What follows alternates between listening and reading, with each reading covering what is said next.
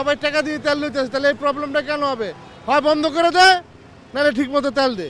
তেল কিন্তু আসতেছে এখন। তার ধরেন মনে করেন 20,000 লিটার তেল প্রতিদিন সে দেয়। এখন সবাই কি করতেছে, আমরা ফুল করার চেষ্টা করতেছি, একবার নিয়ে আবারও লাইনে দাঁড়াচ্ছে, আবারও ফুল করতেছি, গাড়িও কিন্তু সেম। তো সে তো ওই 20,000 লিটার জায়গায় এখন তো আর তার 80,000 লিটারও তার হবে না, হবে তো। সুতরাং তার কিন্তু কোটা শেষ, সে কিন্তু এর চেয়ে বেশি দিচ্ছে, যার কারণে কিন্তু এই সংকটটা, আর কিছুই না।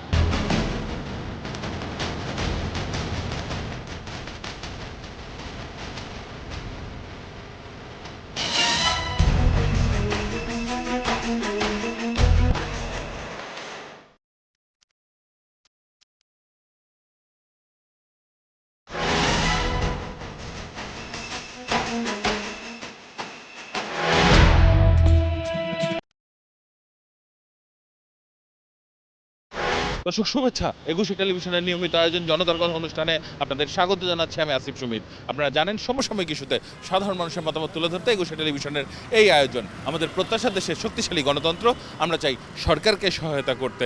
দর্শক, ঈদের ছুটির আগে থেকে একটি কথা যে পেট্রোল পাম্পে তেল সংকট রয়েছে, তবে সরকার বরাবরই বলছে তেলের কোনো সংকট নেই, আর পেট্রোল পাম্পগুলো বলছে তাদের কাছে তেল নেই। মূলত দীর্ঘ ছুটির পরে এখনও পেট্রোল পাম্পে লম্বা লাইন।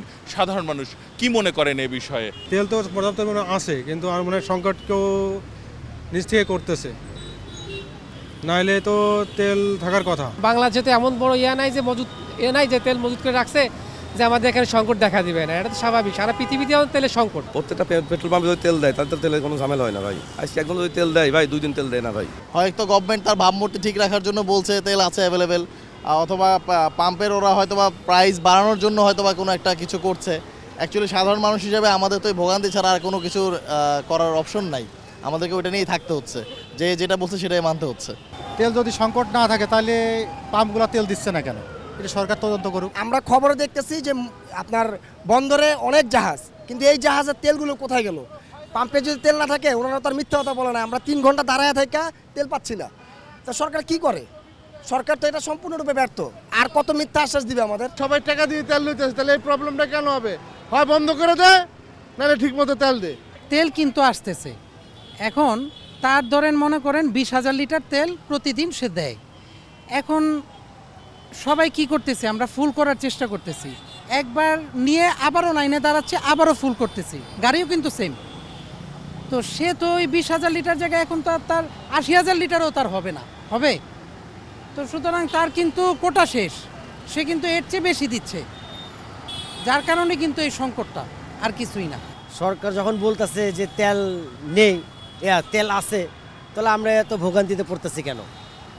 প্রত্যেক দিনই আমাদের আপনাকে লাইনে দাঁড়ায় তেল নিতে হচ্ছে।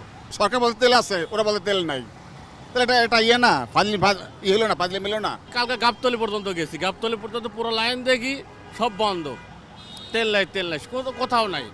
তো সরকারের পক্ষ থেকে তেলের পাম্পওয়ালাদের ব্যবস্থা নেওয়া উচিত। তারা বলে যে আমরা যা সেল হইতো তার অর্ধেকও আমরা পাই না, আবার তারা বলতেছে তেলের কোনো সংকট নাই। এই যে দুয়াশা, এটা তো কাম্য না। অনেক গাড়ি আছে তেল আছে, তারপর তেল নিচ্ছে, কারণ কি রিজার্ভে রাখছে। এই রিজার্ভ তো আগে নিত না, যে কারণে কিন্তু এখন দেখুন প্রচুর লাইন। যদি এই পাবলিকগুলো রিজার্ভের তেল না নিত, বা অনেকে আছে দেখবেন গাড়িতে তেল আছে তারপর সে তেল তারপর তেল নিয়ে একবারে ফুল করে রাখতেছে। ফুল করার দরকার কি ভাই? আপনার যতটুকু দরকার আপনি ততটুকু নেন, তাহলে দেখবেন এত বড় সিরিয়াল পড়বে না। মানে যাদের দরকার নাই তারাও মনে করেন সিরিয়ালে আছে। সো সরকারের একার পক্ষে তো মনে করেন যেটা দেশ চালানো সম্ভব না, পাবলিকেরও এখানে কন্ট্রিবিউট করতে হবে। তেল আছে, এটা তো 30 দিনের তেল আছে, ডিক্লারেশন আছে।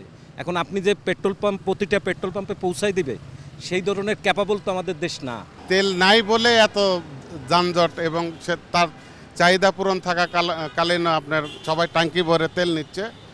এখন গভর্নমেন্ট থেকে বলতেছে যে আজ থেকে আর সংকট থাকবে না, এটাই আমরা শুনছি। আর রোজার সময় আমি দেখছি কি যে তেল সব জায়গায় ছিল, প্রত্যেকটা পাম্পেই ছিল তেল। মানে আমার বাসা হচ্ছে মিরপুর 2 নম্বর সনি হলে, তো ওইখানের পাম্পে আমি খবর নিয়েছি তেল ঠিকই পাম্পে ছিল, বাট ওরা দিচ্ছে না কেন?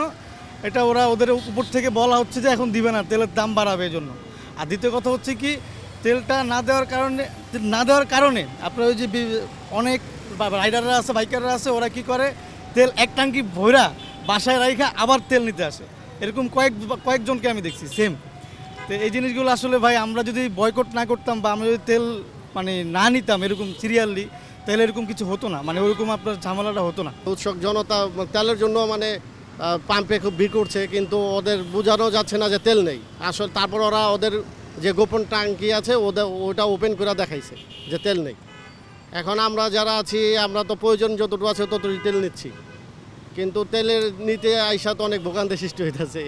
অনেক ধন্যবাদ আপনাকে। দর্শক, আপনারা শুনছিলেন সাধারণ মানুষের প্রতিক্রিয়া। সাধারণ মানুষ কিন্তু তাদের ভাবনাগুলো অসাধারণ, তাদের চিন্তা অনেক সূক্ষ্ম ও গভীর। দর্শক, জনতার কথা দেখতে প্রতি শনি, রবি, মঙ্গল এবং বুধবার চোখ রাখুন 21 টেলিভিশনে। সঙ্গে থাকবো আমি আসিফ সুমিত।